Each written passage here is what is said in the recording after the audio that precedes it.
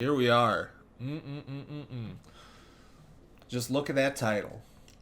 Rage Against the Machine are totally not hypocrites. So let's see how this one goes. Yep. Oh, oh boy.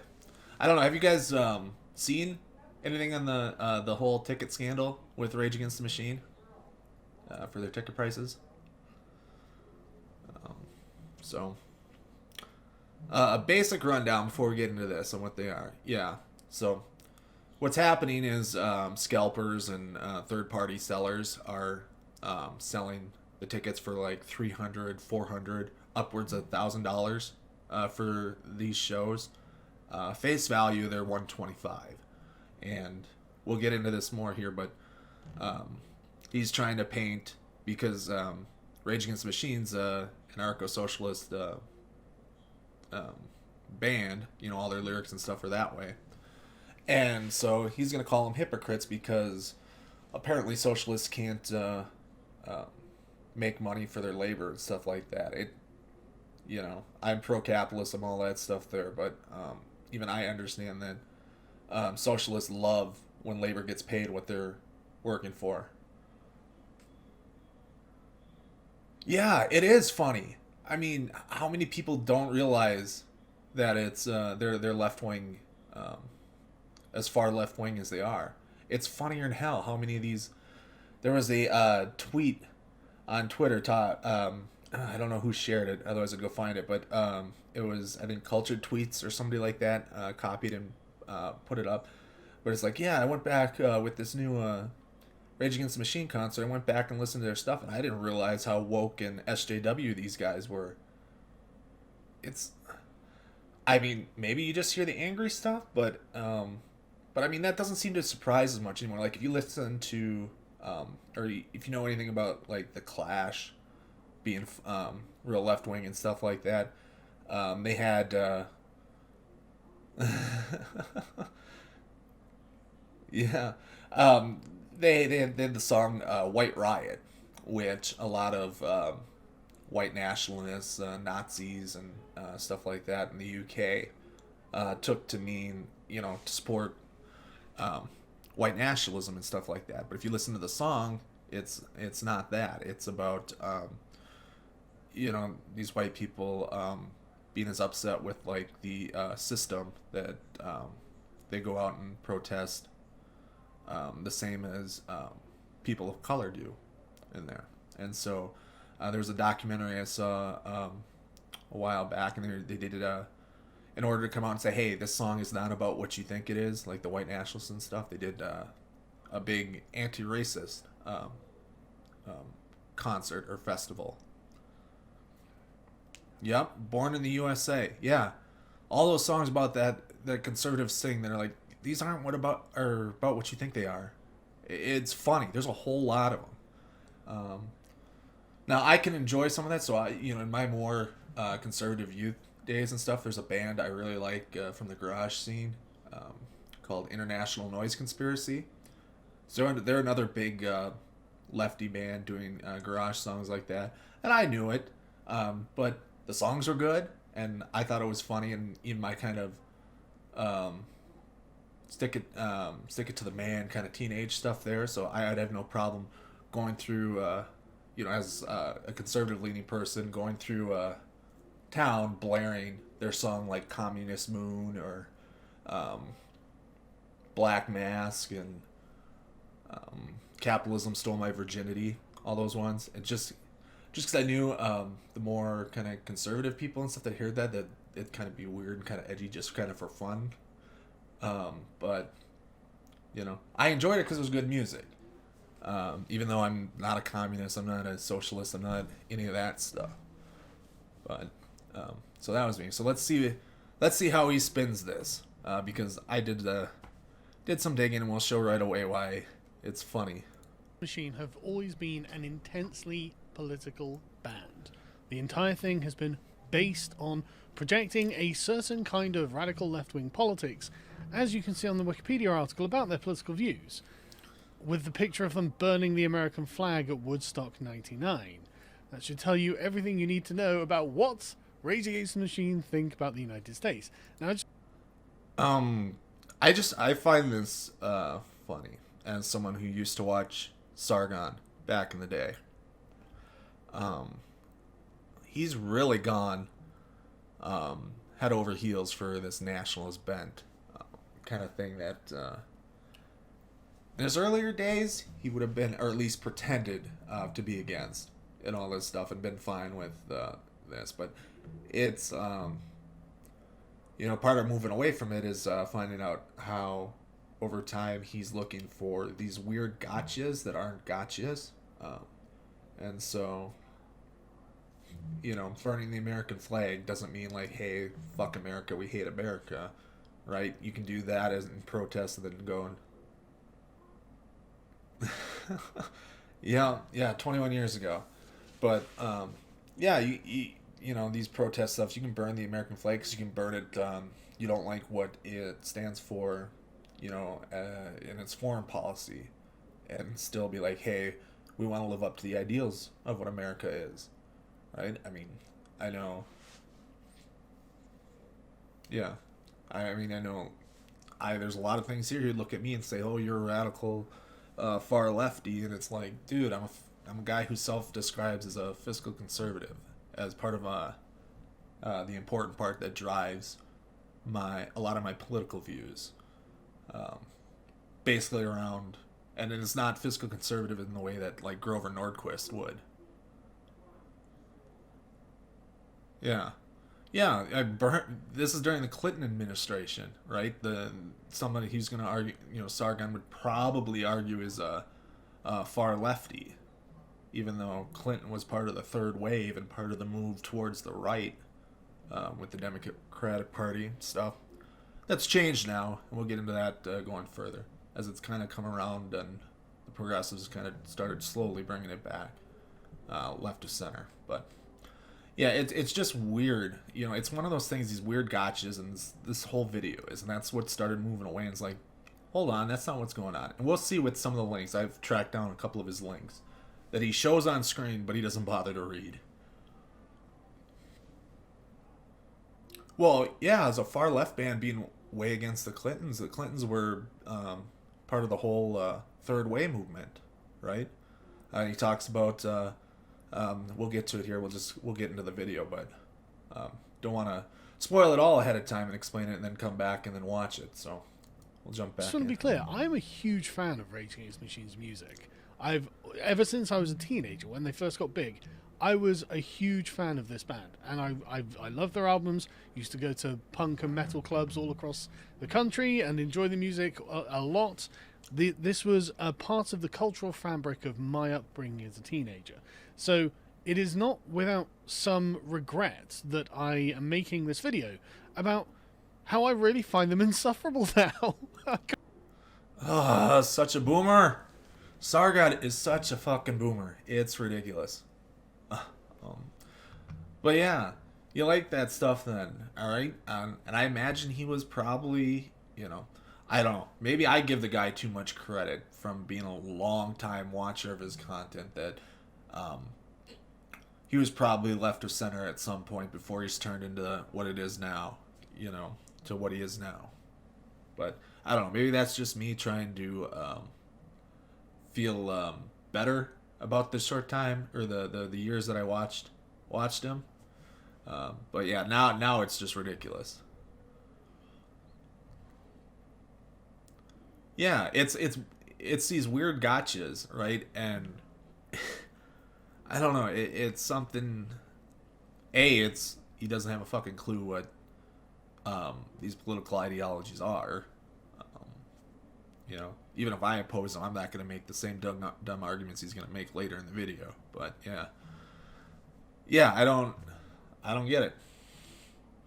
Can't stand their teenage rebellion phase, and it's really pissing me off because I still love the music. But the way that they approach all of this, I look back and I cringe.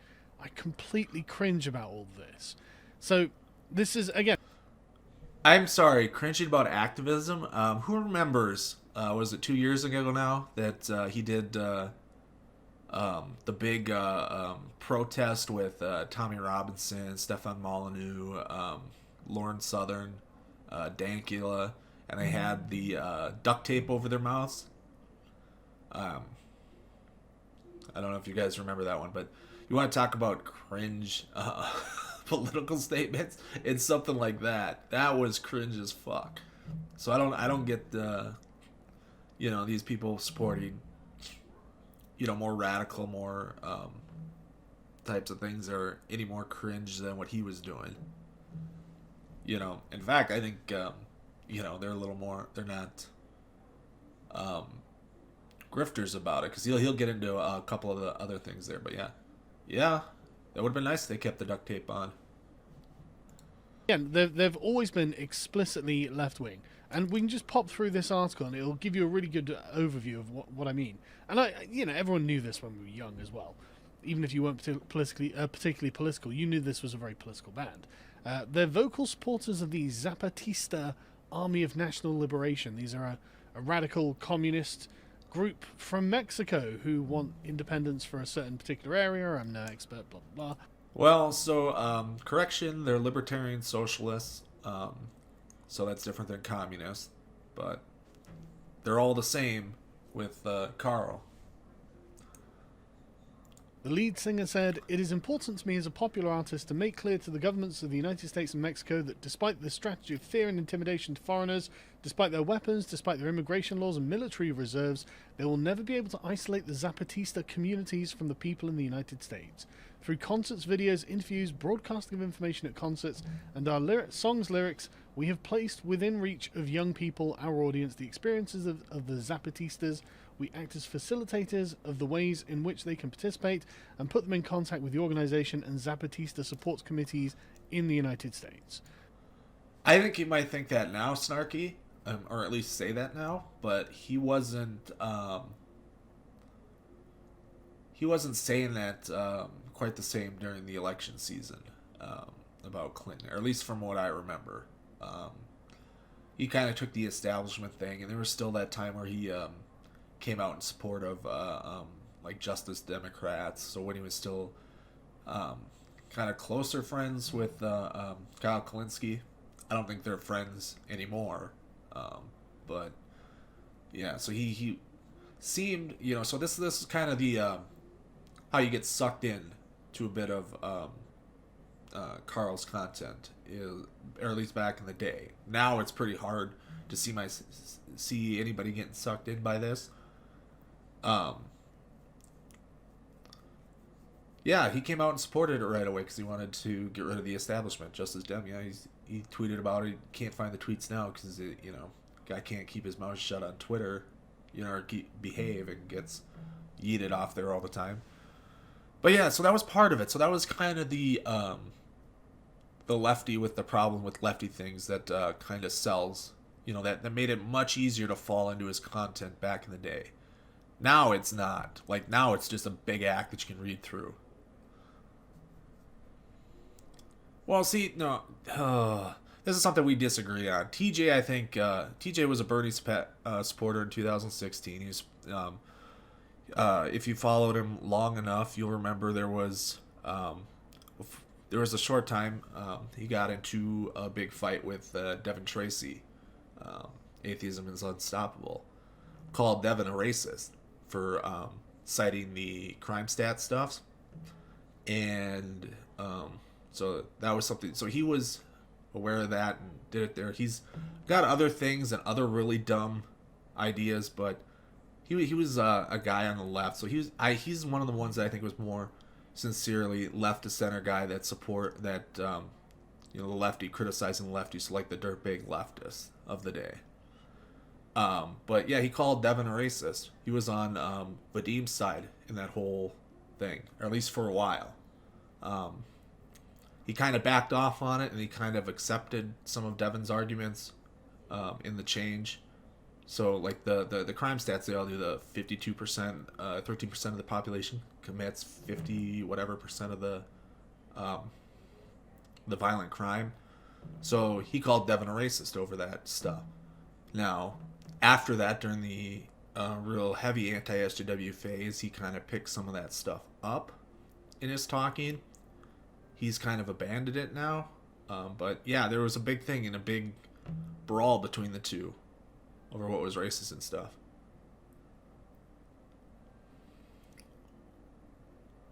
Yeah. Yeah, there's that stuff now, and he's left it. So it's a weird thing. How much of it's real and how much it is with YouTube and characters and actors and stuff like that. I don't want to say actors, but you know, they're playing a personality on here and what they're going to incorporate in. So, yeah. So it should be pretty clear, and they inspired a bunch of their major hits and things like this.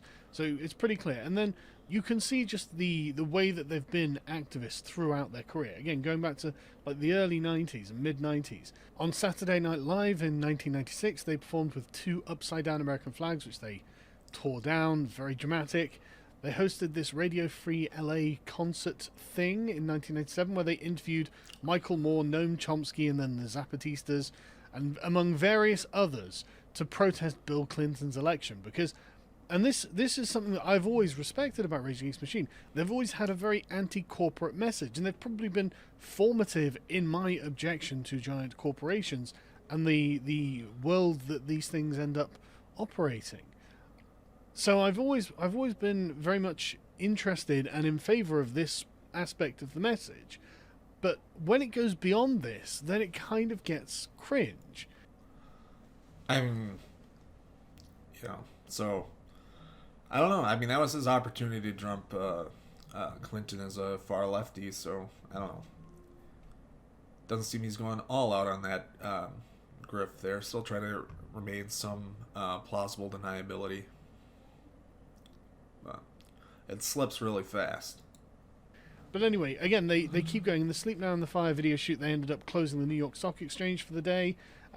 300 people ended up raiding it. It was, very, very dramatic. And then Zach De La Rocha just went around to all their concerts saying, by the way, Bush and Cheney should be hung and shot as war criminals. They should be tried and hung as war criminals. And then when he came to the Reading Festival in Britain, he said, oh, Tony Blair as well. And, I mean, I don't disagree, but, that's quite bold, as Tom Morellis. That's bold. How is that cringe? I mean, it's that's more balls than what you had to put the tape over your mouth and pretend that you're silence and all that censorship. Oh, it's gonna be making money, right? Is the big thing. So his big whole thing here is anything with the socialists. Is somebody making money. But, I mean, if you listen to... And he knows better than this. Like, there was... who was the YouTuber that he clashed with and talked a lot with back in the day? Was it... that was the socialist. Was it Bad Mouse? Is that name ring a bell? I haven't seen him around in a few years now, but I think that's who it was.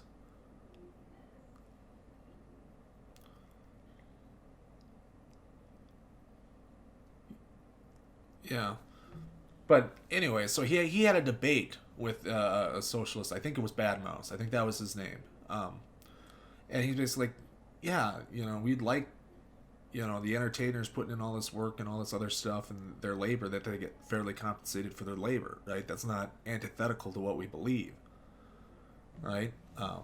If you hold the labor theory of value and stuff. So, but his whole thing is like, oh, you're making, you're selling your tickets for what, $350 or something, even though that's not them selling it. That's the secondhand market. I said, if we can't punch Nazis, who can we punch really? That's a great question, Tom. Why don't we find the appropriate targets to punch and then just start punching them? That's what I think we should do. Just punch. Just get it out of your system, buddy. Just get it out. Well, you can call them a fascist afterwards, just like there's fascists on Fox News, isn't it? There are fascists everywhere, Tom. That's the problem. I mean, there are fascists on Fox News. The president, as we saw, we probably would have discussed a bit more. I know you guys did it on our last nerve, but the whole let's kill people for, was it having drugs or selling drugs and stuff, this other thing, like do what China does and be this huge uh, dictatorial kind of fascist way of handling things. But yeah, they're on Fox News and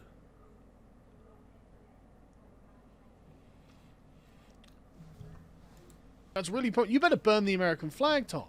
That's a symbol of fascism, isn't it? That's what the Nazis were flying as they were invading France. I'm sure that I'm remembering that correctly. And of course, you know, this is kind of the weird reductionist kind of thinking and how he does it. You know, you can burn, you can think it's fascist, and obviously under Trump it's looking more and more that way.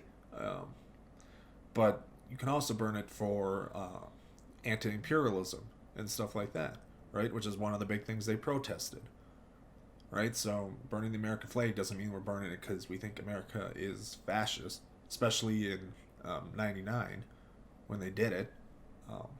For then it would have been the anti-imperialism at the time, which I think was the stated one. Yeah, the first thing the Nazis did and stuff, and it's really stupid. The whole,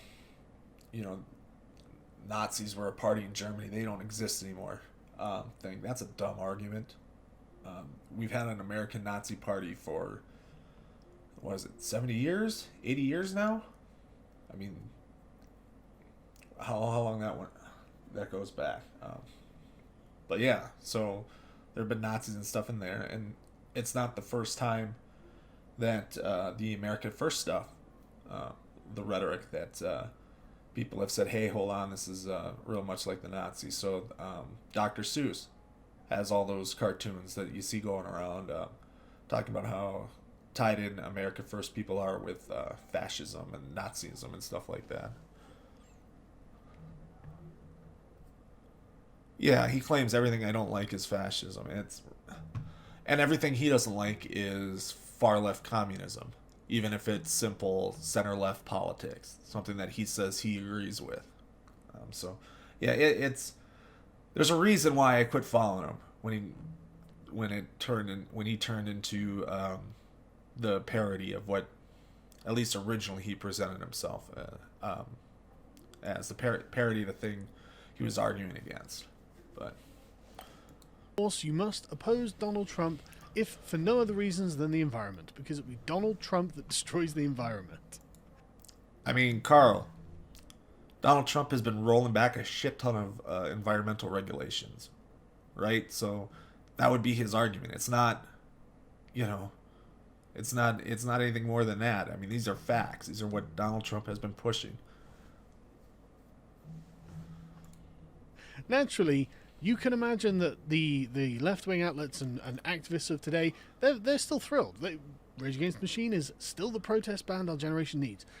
Nothing but praise. Total puff piece. And this is back in 2015, this article. But you can see what I mean. They naturally have flowed into the radical left-wing politics that has taken over the Democratic Party.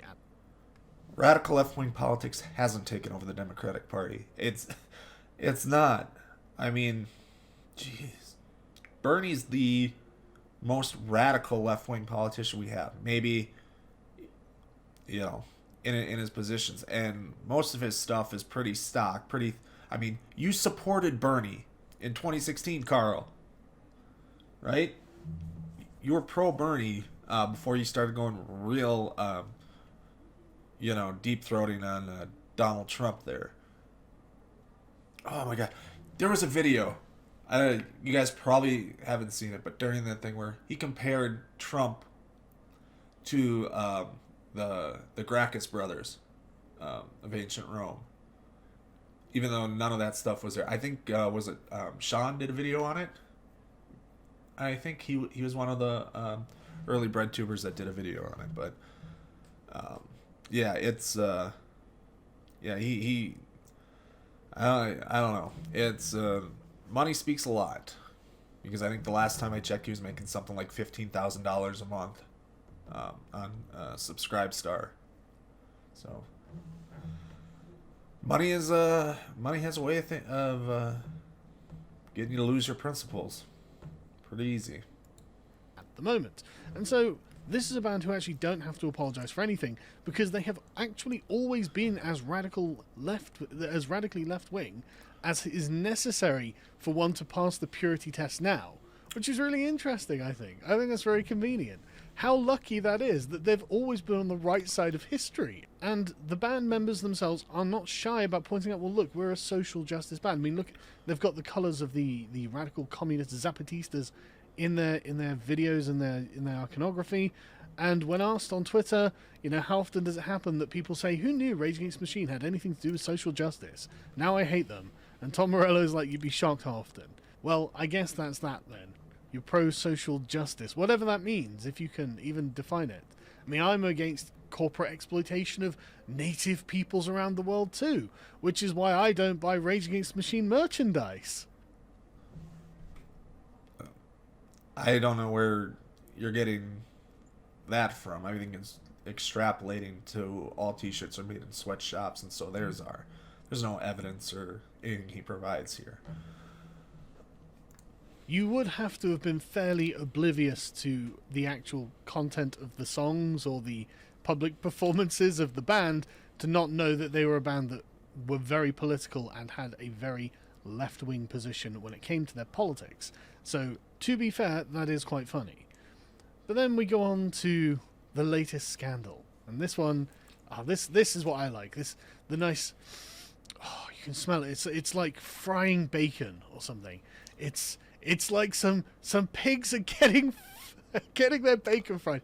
It smells so it's sizzling hot, and it's just so aromatic. It makes your mouth water when it turns out that none of the Zapatistas are going to be able to afford Rage Against the Machine concert tickets. Oh man, that's social justice right there. And here he is, right?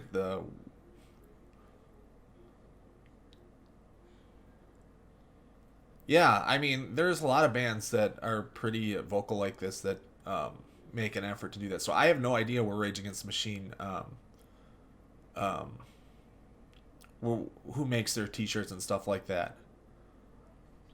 Yeah, there aren't many Zapatistas in the U.S.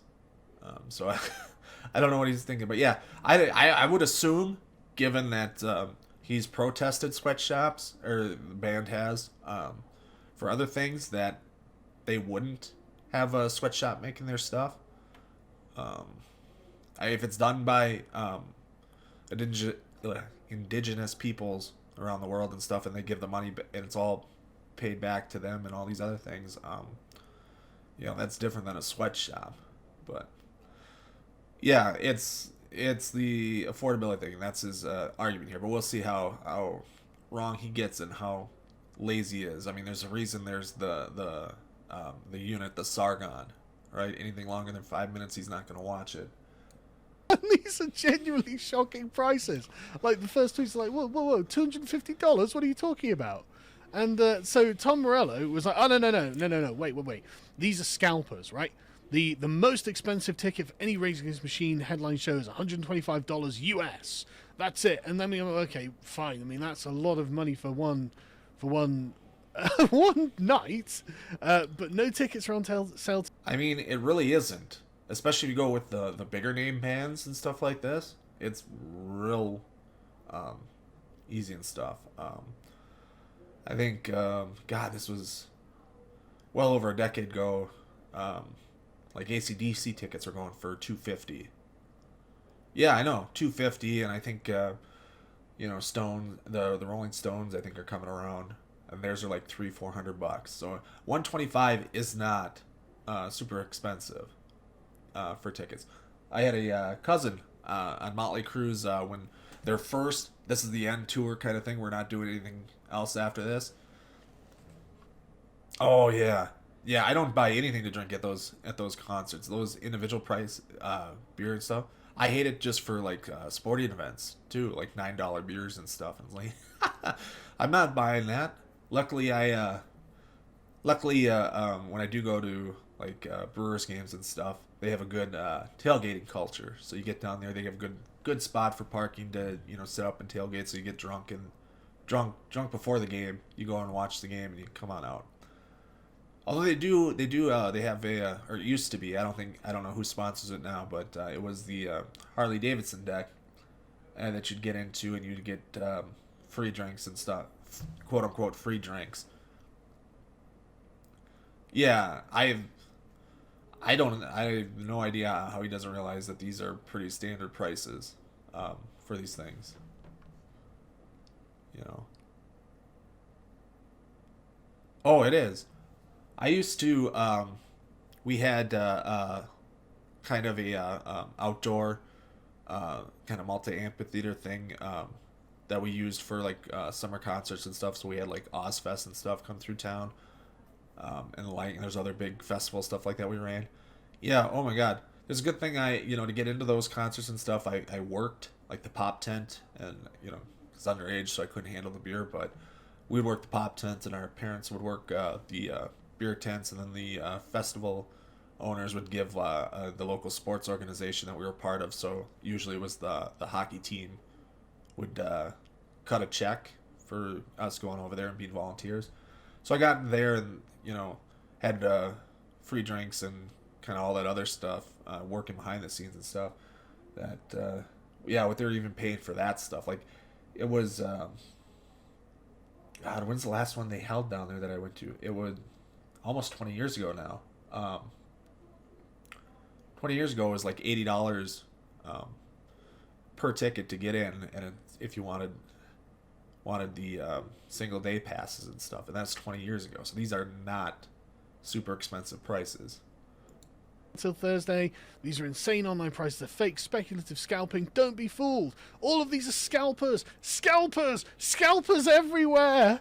Yes, a lot of them seem to be running your own bloody site. This is their Alright, so this is going to be funny, right? So the links here to the tickets, where do you think they go? Like, do they go straight to the venue that's listed there, or is there a third-party ticket processor that these are going to link to? I mean, what do you guys think, Chad?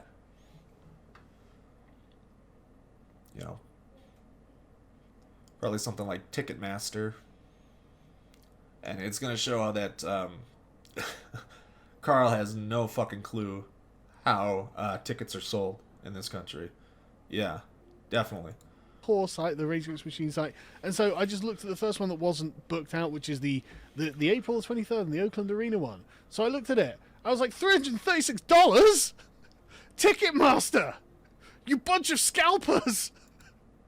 Yeah, that's how Ticketmaster works with secondhand tickets, right? So if it's not Ticketmaster themselves buying up a whole lot, so let's see. We'll exit out of this. I have... Oh, I wish I could see. Nope, that's the wrong one. No, that's my Twitter. Here we are, the same one he looks through. And so when you click on the link, this is the first thing that comes up. So it's funny, he clicked off of this. It says ticket prices may fluctuate based on the demand at any time.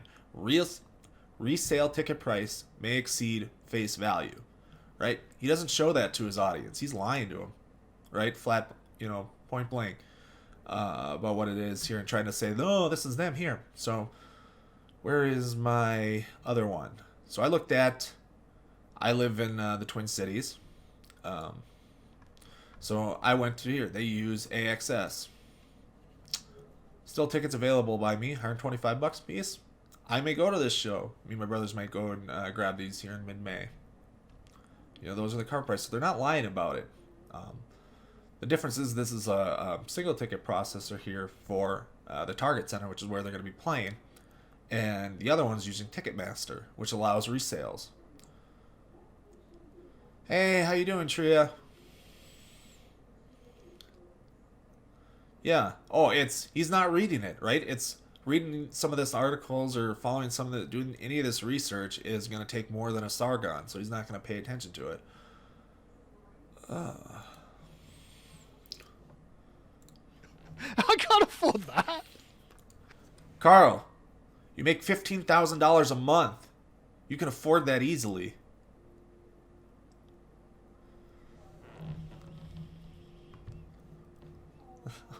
It's funny. And he didn't even get some of the highest ridiculous prices. I've seen some in Chicago, so even on Ticketmaster, I think I have that one open yet. Where's the Chicago one? Target Center. Did I delete it? Nope, here it is. Same thing here. They still have, they still haven't sold out, so they still have the face value at 125. But goddamn, 1,025? There's no way people are selling them for that much. These are going to go down as they come closer. If you do any kind of third-party ticket shopping, yeah, Ticketmaster is horrible. I hate it. Now, luckily, I live in the Twin Cities, and I live close enough to all the venues that I can run up to their local ticket office. You know, the ticket office right at the venue, and I can avoid all the Ticketmaster nonsense. And in case of like Target Center that uses AXS, you know, it just gives you the tickets, and it's just a ticket processor. It's not Ticketmaster. Yeah, because they're going to Ticketmaster off these resale prices and why they allow them. They make a fortune on these resales. Let's find. Delete that. But yeah, so he didn't even find like even some of the worst prices on resale. Yeah, they're not supposed to allow resale.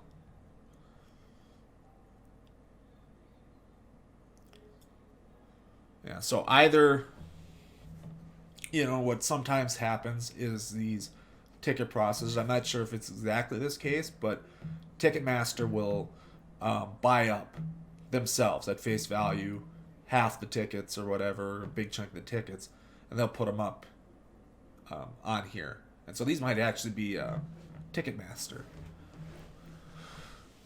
selling them at those inflated prices, and not actually the scalpers either.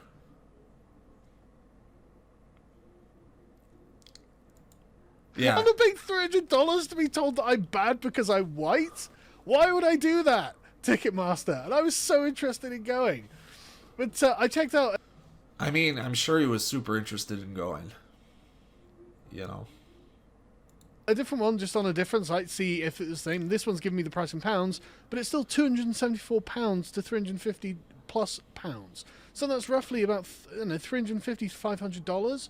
So where am I getting the $125 tickets from, Tom? Just out of interest. But it's all right, man. You know, and it depends on how late he's doing this, right? So tickets came out earlier this week, and he dropped this video. What was it? Yesterday. So he's a couple days later. So these, if you know any kind of big bands like this and stuff, they go on sale. They sell out right away. Yeah, there's nothing in the lyrics that say you're bad because you're white, but that's Carl painting his view on left-wing social politics onto everything, even though he gets it fucking wrong.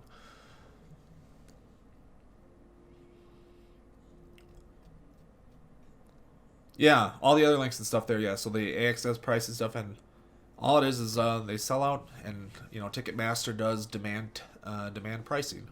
Right, so there's some.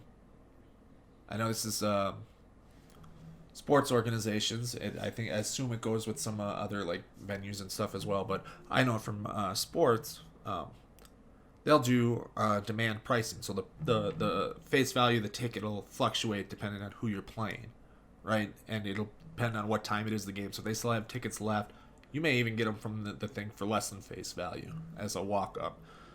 But like, so if the Cubs come up and play the Brewers, tickets go from $25 to $40 face value.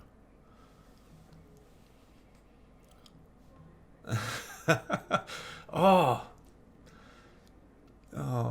you gotta. Oh, there's some fun ones. It's been a couple months. I can't go back. You know, this is on his Akkad Daily channel, so he does like 3-4 videos a day, like the Quartering does now.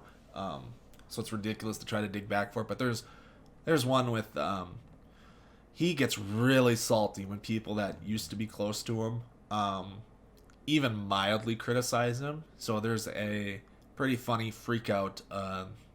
Jeff Holiday did a parody video of an Akkad Daily video, and Sargon responds to it and loses his fucking mind.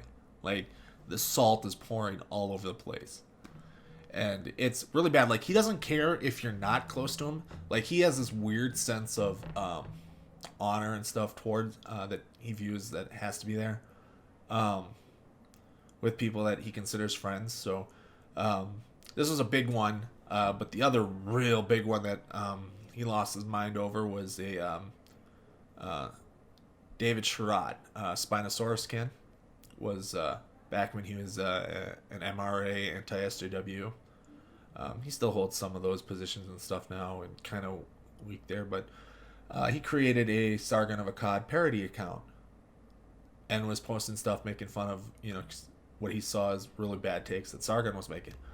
There was, it's been so long. It's been 2 years now or 3 years now since that happened, but there was like a half hour to an hour long video of Carl just losing his goddamn mind over David doing this to him.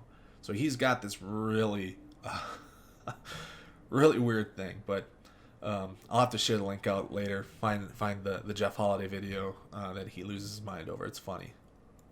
I'm not going to call you a fucking hypocrite. There's no point in me calling you a massive fat hypocrite because that doesn't mean you're wrong about corporate exploitation. It just makes me wonder why you're so willing to benefit from it if you are a man of principle as you claim to be. I mean, you don't see me doing corporate endorsements on my videos, do you? Sure, there's the Google advertisements in the front, but I've got no control of those. But I've never had to say, this video is sponsored by whatever thing Ben Shapiro just happens to use in his daily life that day. Or Raid Shadow Legends, a game that really doesn't look like it's worth playing.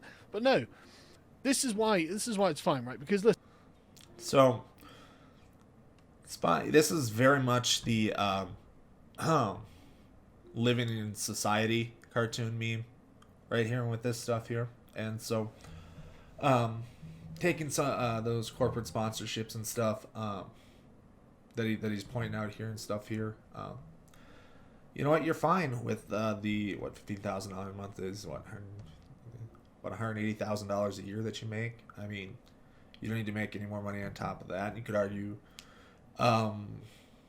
Rage Against the Machine doesn't need to make it, but they still have to pay for the tour, right? So taking sponsorships and licensing this stuff out here, especially when making music for a living, it's very, very difficult to make money for it. Oh yeah, the Raid Shadow Legends stuff. They all think it's a joke, right? But Raid Shadow Legends pays like $4,000 or $5,000 for some of these smaller YouTubers that aren't, you know, 1 million plus subs to get on those ads. So if you have 50,000 subs, you might get, you know, $2,000 to $3,000 from Raid Shadow Legends to put it on there. You got your money for the month if you put them on the video and sponsor them. And yeah, I've seen others with like 80 to 100,000 get offers of like 7,000 plus. And I don't fault the people that do like the Raid Shadow Legends stuff, the YouTubers, and take that stuff. I mean, it's not something I'm gonna look to do because I have qualms about promoting things that I don't really, you know, that I'm not super big on. But at the same time, you know, if you want to be a professional YouTuber or content creator that does something more artistic or doing things there, that sponsorship money is a lot more reliable than AdSense, you know, and even in some cases Patreon. Yeah, Sargon brought to you by Preparation H. Oh, yeah. So I don't hate the people that take those ads, and you know, a lot of them joke about it. It's a meme. I have no idea what Blue Chew is. Is that tobacco or?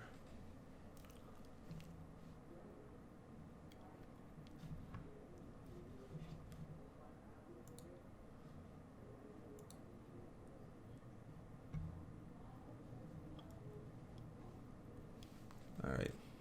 So we'll get through. Listen, Tom Morello has gone to jail for protesting Nike sweatshop abuses. Very curious as to who makes Rage Against the Machine's merchandise now that you said that, Tom. My guess, if he's going to jail for protesting sweatshops, the official Rage Against the Machine stuff probably isn't being made in sweatshops. Oh, you'd be surprised who'd pick you, Tria and stuff. if you get big enough. I mean, these mobile games, they'll throw out money you know to they don't care. I mean, they think of all these.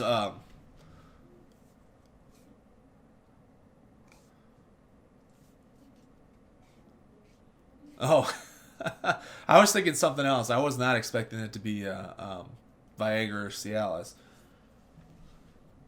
But that'd be fun there. But yeah, if you got enough subscribers, they'll come and offer you all sorts of money. Mobile gamings, they don't care. They'll give it to anybody. That's why all these, you'll see it from everything from people like, well, not Sargon because he doesn't do any sponsorships, but people in his genre. Dankula, I think, does Raid Shadow Legends ads.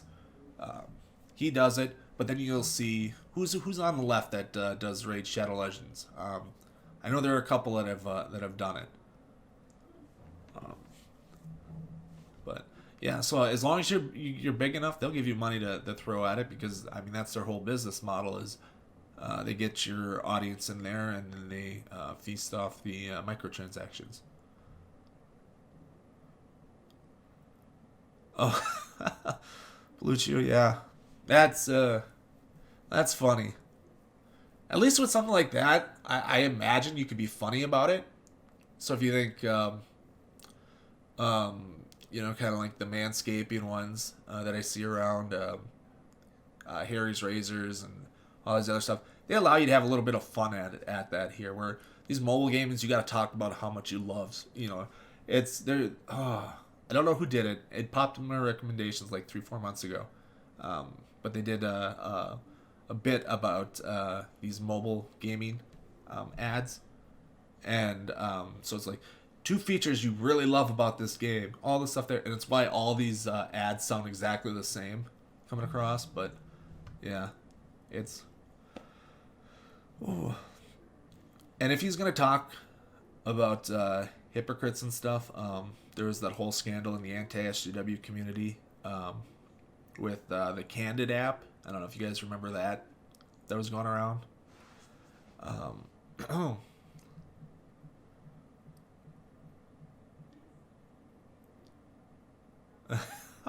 Yeah, those are the best. I know H3's a real problematic person, but I do enjoy the podcast, and they got some good funny ones with like Dollar Shave Club and Harry's and Manscaping and stuff. So it's always fun when they let you do that stuff. But yeah, all the ads are there. But on the Candid stuff, oh boy, it was for the super free speech people. It was they were told and suggested to advertise it as super free speech, and it ended up not being that kind of thing. It was or at least what they looked. It looked like they were selling it so people would sign up and do this stuff, and then build this algorithm that they were going to sell elsewhere on this Candid app.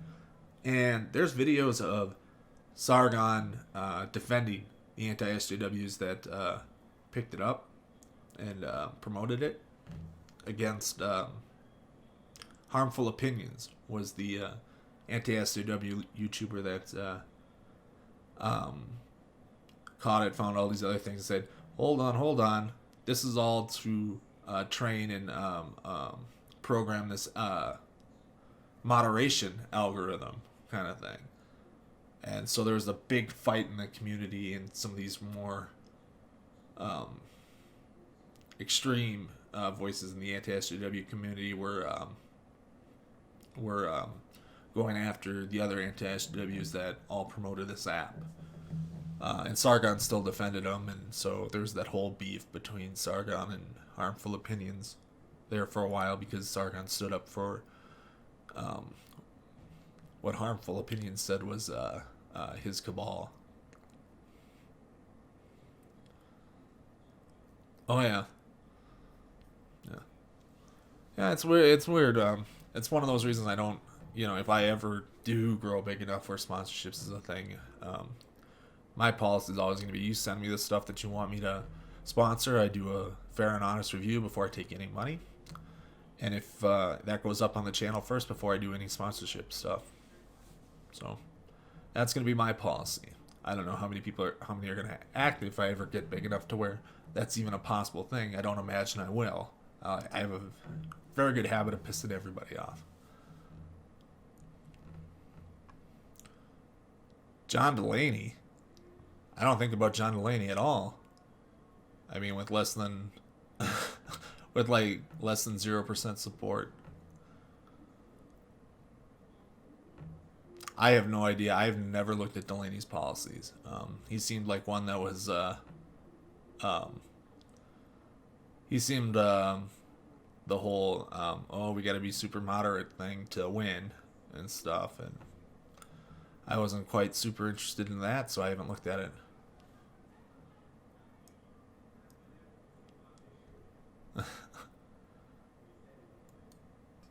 Does social justice require capitalist advertising? Rage Against the Machine was signed to Sony. We hoped the music would play a role in abolishing the system through which it was distributed. Ah, that's very convenient, isn't it? Well, you see. Is that a chatbots for here? Yeah, I gotta get one program for moderation and stuff. I gotta look into how to do that. It's the first full stream back into this, doing this stuff. But yeah, if they're bots just running through, I don't know how to mod anybody. How do I do that? I'll have to figure it out. So we'll put up with them for right now. Yeah, I don't know how to do any of that. So we'll put up for them right now. We're almost done with this, and then we'll do the big Iowa one and call it a night. Let me explain. I'm hoping that the music, while I'm raking in all this money, I'm hoping the music will play a role in dismantling the system that I'm actually supporting by feeding it content to sell to naive young teenagers, I suppose, in order so that the corporation, and then by extension me, I can get a slice of that. I mean, you might say you're being exploited, Tom, in this sort of way. You were willingly exploited by Sony to the tune of millions and millions of dollars, weren't you? But it's okay, because like you said, you're using the system against itself, even though you appear to be strengthening it while you do that. All right, so yeah, this is the live in a society meme, right? You know, you want to make music, you want to go out and do all this other stuff. You're gonna have, in society as it's structured now, you're gonna have to do those things, right? You don't have to do all of the shady stuff to get all of the money, and I'm sure there's things that Rage Against the Machine, like with the sweatshop stuff. So if you got jailed for protesting sweatshops, you're probably not gonna use sweatshops to make your merch, right? Just like if you remember back with the CD stuff, some more of the environmental friendly bands used recycled, kind of like that recycled cardboard cases and stuff as a environmental thing to stick true to their principles. You know, but we live in the system as it is, and if you want to change it, you're going to have to work with the system, and this is going to be something.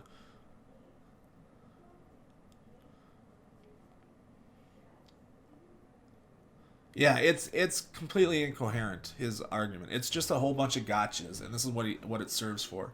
Like, if you watch any of these channels and stuff, like the next Red Responds, I'm doing because I want to break it down more than what I'm doing here and cut in some more data. I'm doing a quartering video, strictly a quartering video, about the Samantha Bee calling out PragerU stuff. Because we get to the very end, and if you've seen the lack of self-awareness Lauren Chen clip that kind of gets put in to mock some of these right-wing grifters, the lack of self-awareness, there comes a part in that, by the end of that video, where the quartering describes everything he does and bitches at Samantha Bee for it. So yeah, I like Samantha Bee back when she was on the Daily Show. I haven't really watched Full Frontal. Not something that but yeah.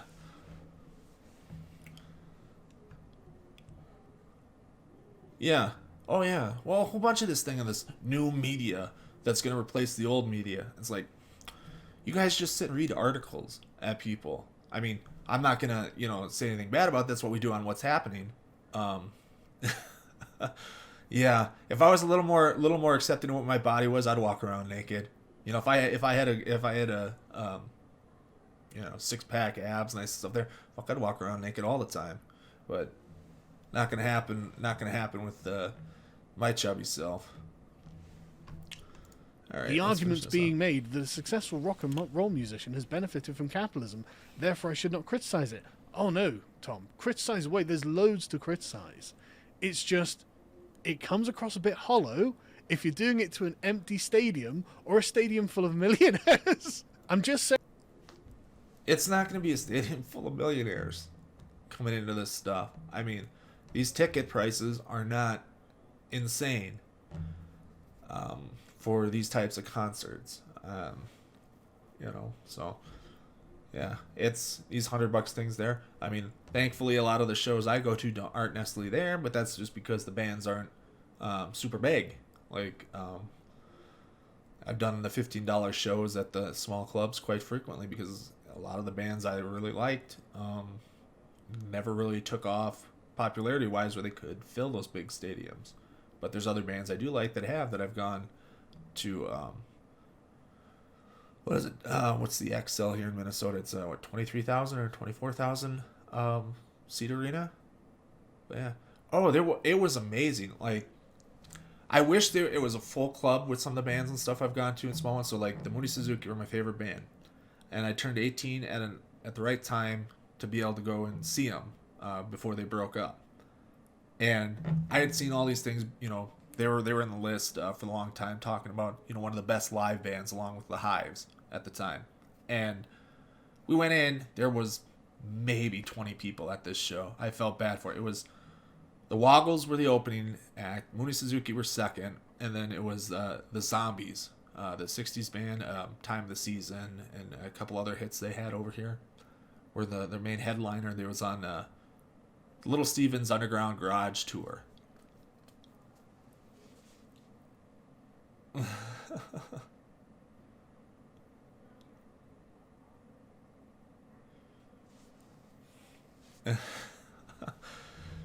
That's funny. Sorry, but anyways, I saw him and stuff there. So what I would have loved to see in like the reunion tour, which I found about too late. They did one, not a tour. They did 2 reunion shows over in New York this past summer. I would have loved to go, but so there's us, these 20 people out here, and so I'm literally standing right on top of them, and they like to come out into the crowd, run all this stuff here. So doing all their guitar stuff and moves and stuff. I wanted to be in one of the big New York ones where you see where they crowd surf as they're playing out the guitars. It's just a wild party to see live. But I saw them there. Funny story. I had a chance to meet him because there was like nobody there, and the waitresses and stuff that were running around. I don't know if they were waitresses at the bar, if they were part of the promotional tour kind of stuff that they were doing, and so. Because I was underage and I couldn't drink, they did the little winning things where they, free drinks and stuff. And so, well, we'll come back here. We'll give you a pass to go upstairs. And they gave it to me literally right before the Mooney Suzuki came on stage. So I'm like, I want to sit down. I can stand right in front of him. Why do I want to go stand up in the rafters and watch him? And so I'm going to sit in there. And I turned down tickets, basically backstage passes to that would have allowed me to meet him. Because I was so like, oh my god, I get to see these guys. Super excited. Favorite band in the world. I turned them down. And they broke up a couple years later. And so because I had to, I was 18 and it was I don't know if it was a 21 plus show, but they would allow if you're 18 if you brought your parents. So I went with my mom. And so the whole ride back after we left the show, he's like, you turned down the opportunity to meet them, right? By turning those passes down. I was like, oh no, I can't believe this. I was so broken. And had I found out, a few months ahead of time instead of 2 weeks, where I would had the extra money available to put down on a flight out to New York City and a place to stay for the night, because the show tickets were only like $20. But it was, $400 or $500 if I wanted to slum it really cheap in like a hostel or something to go see him. And it was, so it would have been nice to see him. I hope maybe something that spurs something here, that maybe they do like a little reunion tour this year. But, nothing's come out in the last 8 months or whatever. So I doubt it was those couple shows. Maybe the where'd they play, the Mercury Lounge? Maybe the Mercury Lounge does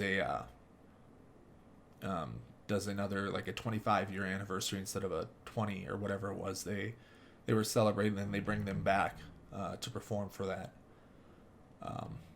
Keep my eyes out for that. But yeah, oh, that was my disappointing concert story there. But then I went to another one.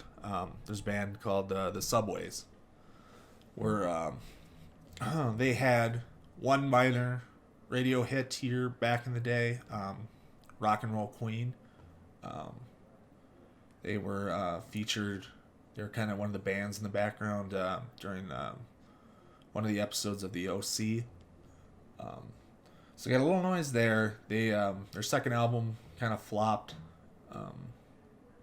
Here, at least stateside, it did, and it was about 8 years between their last show here in the States and there. So I got, when I found out about it, I got to see them, and there was about 100. It's a little bigger crowd, little crazier crowd, and it was still got to stand right on top of the stage of one of the bands I love.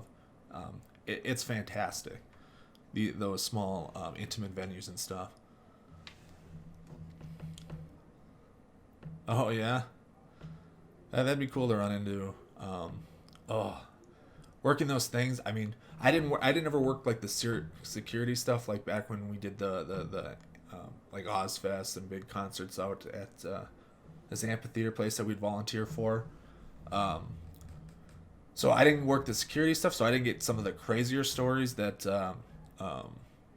like the owner's kid and the couple of friends that he had worked security. He's had about a couple of different bands, but you run into still kind of crazy running into stuff when you're working around like the backstage, not backstage, but behind like the front fencing and stuff, where like the regular concert goers can go, and then where everybody that's working and who you bump into. But yeah, they've had some crazy stories, all the guys that worked security and stuff around, not security because they were kids, but kind of like an honorary position on who you run into.